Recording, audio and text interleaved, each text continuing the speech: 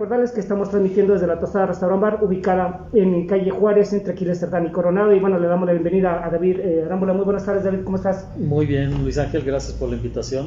Bien. Y pues aquí estamos para platicar contigo. Gracias. Él es consejero del Instituto Electoral y Participación Ciudadana. Anteriormente fue consejero presidente interino, ¿sí, verdad? Así es, provisional, y que bueno, pues ahora regresa a su espacio y como consejero ahora sí que siendo parte del IEPC.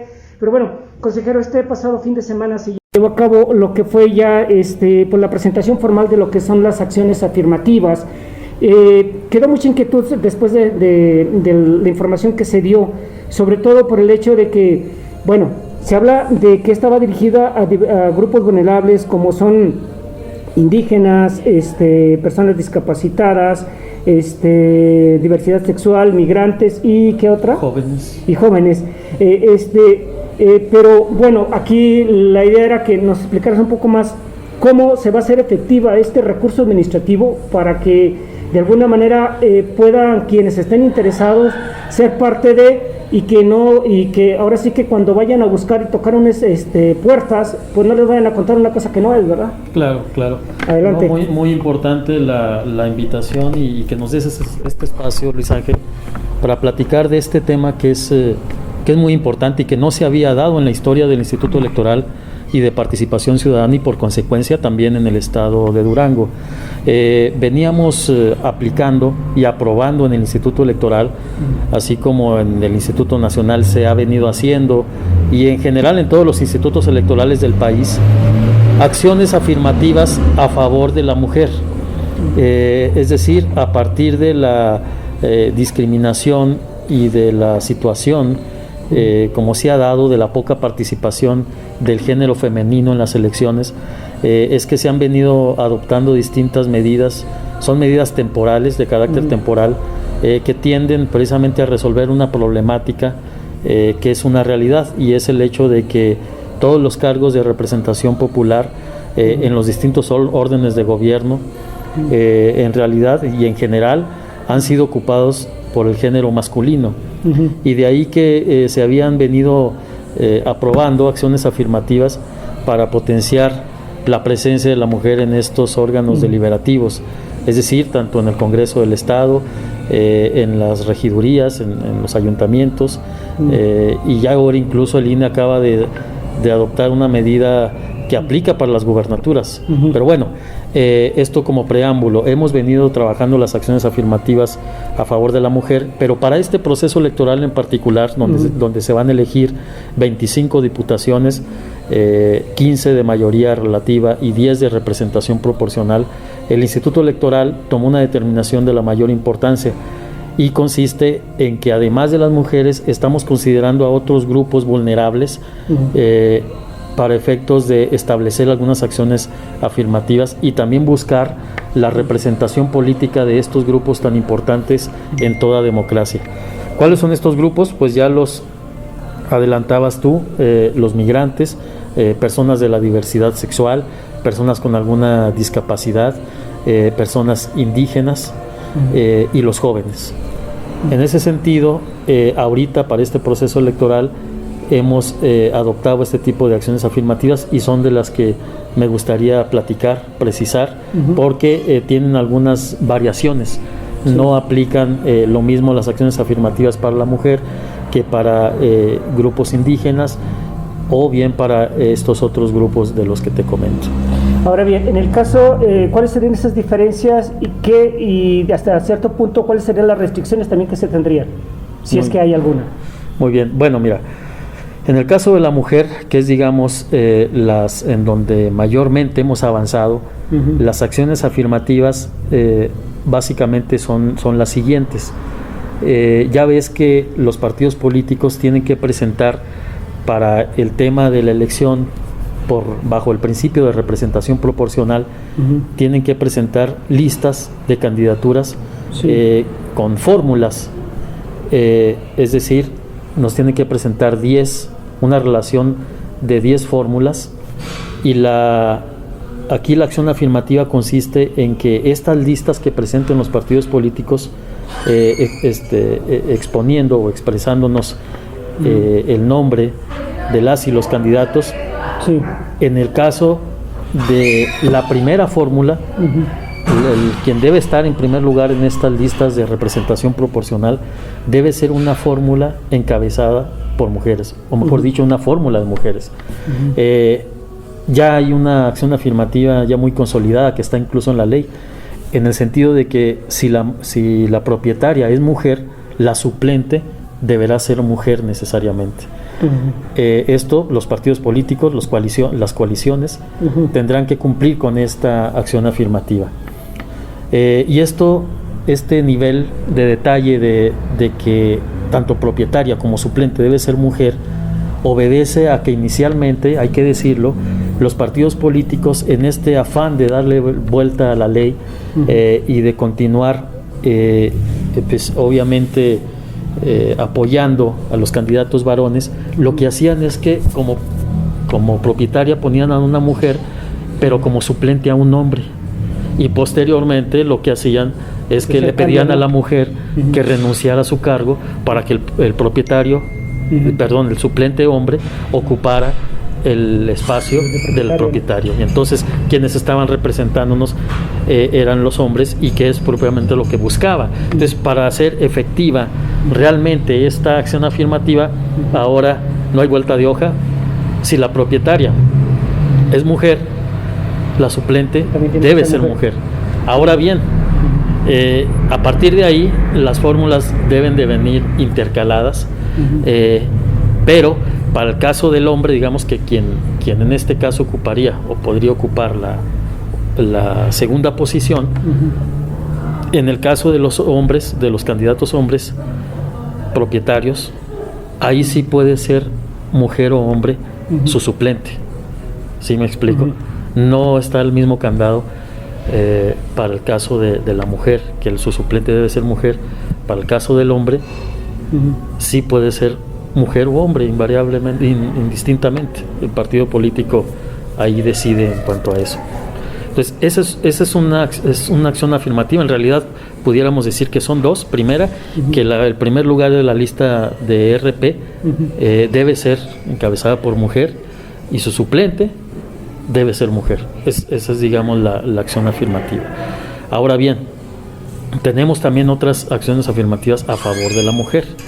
En este caso, consiste en que la lista de candidatos que aspiran a una candidatura bajo el principio de mayoría relativa, que son 15 espacios, aquí en este caso deben de estar distribuidos, y está la obligación para los partidos políticos, como no es número par, es número non, el partido debe de postular necesariamente o 7 u 8 mujeres, ¿sí? Es decir, no podría, por ejemplo, un partido político postular a 10 varones, 11, 9, en este caso, o postula 8 o postula 7. Entonces, en ese sentido, es obligación también de postularlos, pero en algo que también es muy importante y se ha avanzado bastante, tiene que ver con que inicialmente, hablando de estas conductas de los partidos políticos, y lo digo abiertamente porque fue público todo esto, lo que hacían es que postulaban a mujeres candidatas en distritos donde no tenían muchas posibilidades de triunfo. Inicialmente, cuando se estableció la obligación de la paridad, de que el 50-50... Las mandaban al sacrificio, ¿no? Las mandaban al sacrificio, con pocos recursos, en espacios donde históricamente el partido no había obtenido triunfos. ¿Y qué es lo que se está estableciendo? Esto es la llamada paridad transversal, que no es otra cosa de que los partidos tienen la obligación de postular candidatas mujeres en distritos donde potencialmente tengan posibilidades de ganar, o cuando menos hayan obtenido los mejores resultados en la última elección, en este caso de diputados, que se haya llevado a cabo. Para esto, como son 5 distritos, nosotros dividimos los distritos en tres bloques, cada uno con 5 distritos, ¿sí? Y tenemos que el primer bloque es el de mayor competitividad, por decirlo de alguna manera, el de media y el de baja. Pues aquí la forma de garantizar esto es que los partidos políticos no pueden postular más de 3 fórmulas de un solo género en cada uno de estos bloques, ¿sí? Inclusive en el último bloque, que es el de baja votación, el de más baja votación, por así decirlo, en las dos últimas posiciones no se pueden postular mujeres. ¿Qué es lo que obligamos con esto? Que evidentemente en distritos de cada uno de los bloques, de mayor, de media y de baja, estén distribuidas, en este caso, la asignación de diputaciones, y que las mujeres realmente compitan en igualdad de circunstancias con los hombres. Esta es otra acción afirmativa que estamos estableciendo a favor de la mujer. Básicamente es lo que tiene que ver con mujeres. Ahora bien, entraría al tema de los jóvenes. Los jóvenes tendrían, la acción afirmativa a favor de los jóvenes aplica para las candidaturas a diputaciones por el principio de representación proporcional, de estas listas de 10 que te decía que deben de presentar los institutos políticos. En este caso, la obligación es que cuando menos en un distrito, los partidos políticos necesariamente u obligatoriamente deben de postular a una fórmula de jóvenes. ¿Quiénes son considerados jóvenes de acuerdo con nuestra ley local? Quienes se encuentran de los 21, que obviamente es el requisito para poder ser diputado, ser mayor de 21 años, de los 21 a los 30 años de edad, los partidos políticos necesariamente deben de postular una fórmula de jóvenes. Esto también es obligatorio para los partidos políticos. Tú dirás, bueno, pero que la otra vez se nos preguntaba, y me parece que a través de tu persona, que qué tanto los partidos políticos cumplirán, ¿no? Que si no es potestativo, no, es obligatorio. El Instituto Electoral, como autoridad electoral, si algún partido político, de la revisión que nosotros hagamos, detectamos que no está postulando, por ejemplo, la fórmula de jóvenes en los distritos de mayoría relativa, vamos a requerir al partido político para que subsane esa postulación e incorpore una fórmula de jóvenes, como está establecido en nuestra acción afirmativa. De llegarse a negar el partido político, el Instituto Electoral tiene la facultad para negarle las candidaturas por no haber cumplido con estas acciones afirmativas. De cualquiera de las candidaturas que postule el partido que no cumpla. Así es. Aquí el tema es que el partido sí o sí tiene que cumplir con estas acciones afirmativas. Ahora, los partidos políticos han avanzado mucho en el tema del cumplimiento de este tipo de acciones afirmativas. De hecho, este acuerdo de acciones afirmativas, que incluso ya está validado, ya el mismo adquirió calidad de cosa juzgada, por decirlo de alguna manera, ya están firmes nuestras acciones afirmativas. Los partidos políticos incluso estuvieron participando en la construcción de estas acciones afirmativas, de este acuerdo. Obviamente en ciertos casos había ciertas inquietudes de que por qué de esa manera. Se explicó, todo esto está soportado en documentos, en evidencia, en la presencia que tienen, por ejemplo, las mujeres, los jóvenes, los grupos de integrantes de los pueblos indígenas, la presencia que tienen y por qué debemos de establecer una acción afirmativa. En ese sentido, los partidos políticos, creo yo que sin necesidad de algún requerimiento estarán cumpliendo con estas acciones afirmativas. Yo también apelaría a esto y no tener que llegar al requerimiento o a la negación de candidaturas, y que en todo caso cumplan. Yo estoy muy optimista en esta parte, porque también pues nosotros convivimos de manera frecuente con los representantes de los partidos políticos, son nuestros principales usuarios, por así decirlo. De hecho son parte del Consejo General, tenemos representantes de todos los partidos en la mesa del Consejo General, y las actividades que nosotros hacemos pues las vamos haciendo de la mano, entonces creo que no habría ningún problema para esto. El sábado tuve la oportunidad de platicar con Rigoberto Quiñones del PT, legislador del PT, y él señalaba dos cosas. La primera, el hecho de que él pues que no está precisamente de acuerdo con la decisión del YPC, que es como llevar a cabo una imposición, ellos lo ven como una imposición. Y segundo, en un momento dado, como no se está de acuerdo en esto, ellos estarían inclusive promoviendo los recursos legales correspondientes. Mi pregunta es, ¿esta situación se puede impugnar de tal manera para que los partidos busquen incumplirlas y ahora sí que hagan lo que ellos a su leal saber y entender deseen? No, es que el plazo para haber impugnado ese acuerdo ya pasó. O sea, ya se amolaron. Ya una vez, aquí en el caso en materia electoral, o hay un principio en materia jurisdiccional, por así decirlo, que es el hecho de que cada uno de los actos se tienen que ir agotando y los medios de impugnación que existen se establecieron justamente para ir dando definitividad a cada uno de los actos y de las actividades del proceso electoral. De suerte que si nosotros emitimos un acuerdo y este no se impugna 4 días después de que fue notificado, expira el derecho para poderlo impugnar. Ya no podría hacerlo.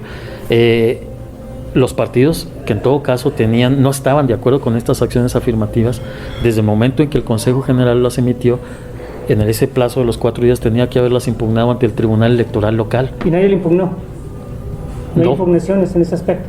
No, le impugnó sí una persona, pero más bien quien lo impugnó fue una persona de los pueblos y comunidades indígenas, porque se vio afectado en el tema que tiene que ver con sus derechos políticos electorales como integrante de un pueblo y comunidad indígena. De hecho, nos modificaron las acciones afirmativas únicamente en lo que respecta al tema de la acción afirmativa de indígenas, que ahorita lo vamos a platicar. Pero fue positivo, ¿no? Sí, fue positivo para ellos, porque se recorrió el número en el que, digamos, el margen que debe de establecer, que deben de considerar los partidos políticos para postular a una fórmula de indígenas. Nosotros habíamos considerado del 1 al 6º lugar como obligatorio para los partidos políticos, a fin de que en esos lugares necesariamente postulen una candidatura que puede ser indígena, migrante o de la diversidad sexual, así como con alguna discapacidad, pero en los primeros 6 lugares.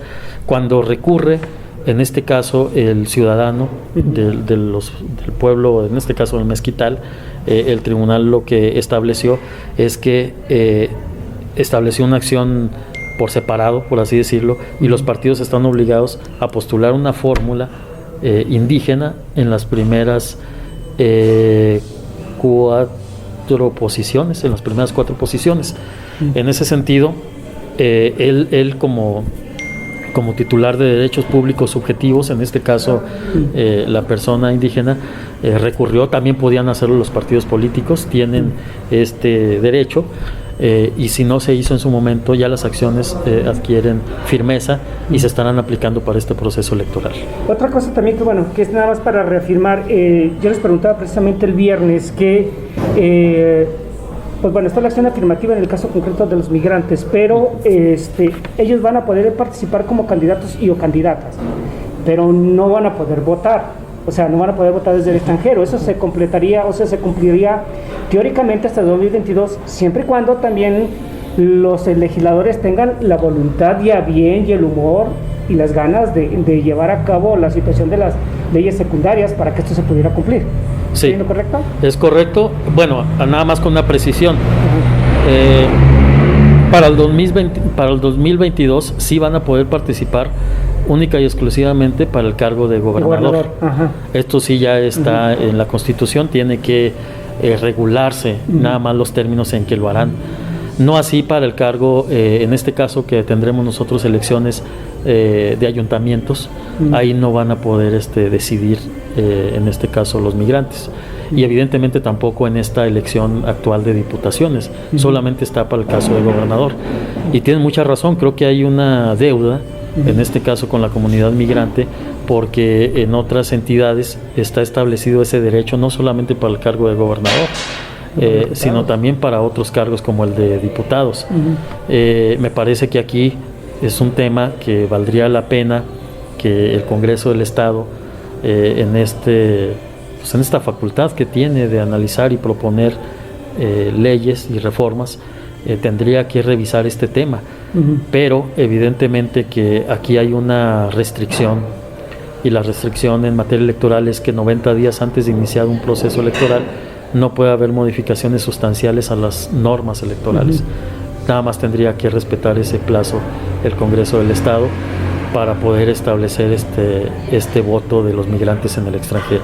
Ahorita solamente, como bien lo refieres, está esta posibilidad, esta puertita que se abre para efectos de que sean considerados como candidatos a diputados o diputadas, y evidentemente que ahí dependerá del partido político ya en esa parte de decidir quién entra dentro de la vida interna de los institutos políticos. Consejero, por otra parte, bueno, lo de las acciones afirmativas es muy amplio, desgraciadamente no nos alcanza el tiempo, pero una situación que también quedó pendiente y que es importante clarificar, la situación, tú eres presidente de la Comisión de Denuncias y Quejas del IEPC. Así es. Recientemente ustedes emitieron pues una sanción en contra del representante del partido duranguense, en caso concreto de Antonio Rodríguez Sosa, donde pues de acuerdo a como ustedes lo plantearon y a lo que se resolvió, es que él cometió una violencia política de género y esto da como consecuencia una sanción donde él tiene que acudir, si no es que ya habrá acudido a una especie de curso, pues para que se entienda mejor en el por qué no debe de ocurrir esto y vamos, todos los efectos que trae, pero también habla de los riesgos en un momento dado de que si esto no se cumpliera, pues podría inclusive quedar fuera de un proceso electoral siempre y cuando él sea candidato y o también representante, ¿no? Es correcto, este es un tema que resolvimos, lo comentábamos en una entrevista anterior, el Instituto Electoral determinó que el señor Antonio Rodríguez Sosa, inclusive el partido político, incurrieron en violencia política en razón de género contra una contra unas mujeres que pretendían constituir una agrupación política. Lo que resuelve en cuanto a este tema en específico el Instituto Electoral es que el representante debe de tomar una capacitación en materia de violencia política de género, y para ello se vinculó al Instituto Estatal de las Mujeres. El Instituto Estatal de las Mujeres, en coordinación con el Instituto Electoral y de Participación Ciudadana, deben de impartir este curso exprofeso, tanto a él como al personal del Instituto Político, del partido político, y mientras no nos presente la constancia de haber acreditado, de haber cursado, mejor dicho, este taller, este programa, no podrá fungir como representante. Y en algo que yo destaco, que me parece muy importante, porque lo estamos viendo ya, se han estado desaguando algunas sesiones y como buen ciudadano, él ahorita no está asistiendo porque aunque haya presentado él un recurso, en materia electoral no hay efectos suspensivos de las determinaciones. Se tienen que aplicar, tienen que seguir su curso, y mientras no resuelva el tribunal, él no puede ser representante, y de hecho no lo está haciendo, no está acudiendo como representante a las últimas sesiones que hemos estado llevando a cabo, cosa que es de reconocer también, pero lo más importante es que tome este curso que estaremos en el que estaremos contribuyendo y estaremos nosotros participando, y el Instituto Estatal de las Mujeres nos presente esa constancia, y esto sigue. En realidad, de hecho, hay algo bien importante y se razona en la sentencia. A veces esta violencia política en razón de género se comete sin que tenga uno esa premeditación o esa intencionalidad como tal. A veces es parte de la misma ignorancia que tenemos en el tema, y de que culturalmente hemos, por decirlo de alguna manera, hemos sido parte de ciertas conductas sociales y de ciertas prácticas que se han vuelto casi cultura, una forma de vida que está mal, que es donde tenemos que reconsiderar, tenemos que ir cambiando esta situación, porque aunque nosotros no tengamos esa intención, sí cometemos esa violencia política de género, y tenemos que llamar la atención en este mal que se ha ido presentando. Ahorita me parece que lo comentabas en tu medio, ha ido creciendo el tema de la violencia de género, en la medida también en el que las mujeres cada vez más están participando de manera activa, de manera real en la política. Pues esto va acompañado a ciertas agresiones que reciben las mujeres, y que tenemos que, los institutos electorales que tenemos atribución en este tema, debemos de ser muy conscientes y resolver con perspectiva de género. En ese sentido, el asunto todavía no concluye. pero por lo menos en lo que tiene que ver con esta suspensión para ser representante de partido, el señor Antonio Rodríguez Sosa está cumpliendo con nuestras determinaciones. Perfecto, pues David, pues te agradecemos mucho, se nos va el tiempo muy rápido y desgraciadamente pues ya casi nos aventamos media hora, pero bueno, es importante conocer, esperemos más adelante y tener la oportunidad de que estés de nueva cuenta aquí con nosotros para que nos expliques sobre todo ya lo que es propiamente ya con las candidaturas y algo también que es preocupante, los dineros y cómo los van a invertir los partidos. Sí, no, mira, pues yo aquí a la orden, te agradezco mucho tu espacio, es un tema que cada vez se ha ido complejizando más el tema electoral y es importante que transmitamos a la ciudadanía, que les expliquemos qué se está haciendo, cómo vamos. Viene precisamente ahorita, inicia un periodo de intercampaña en el que las y los candidatos no pueden salir todavía a llamar al voto, los precandidatos o los que aspiran a ser candidatos. Viene posteriormente el tema del registro de candidaturas, las campañas propiamente, y obviamente la elección, que es otra etapa del proceso electoral, y de todo eso, si nos lo permites, con gusto venimos a platicar contigo. Sí, no, pues los espacios están abiertos, consejero, y pues si nos gustaría, pues para que sobre todo la gente que tiene preguntas y que a veces ya cuando termina el programa, oiga, es que fíjese que yo quería preguntar esto, y pues ya, ahora sí que ya pasó el momento, pero sí les vamos ahora sí que anotando las inquietudes y cuando haya la oportunidad pues se las comentamos a ustedes. Muchísimas gracias a ti, que estén muy bien. Te agradezco, David. Bien, pues nosotros continuamos con más, vamos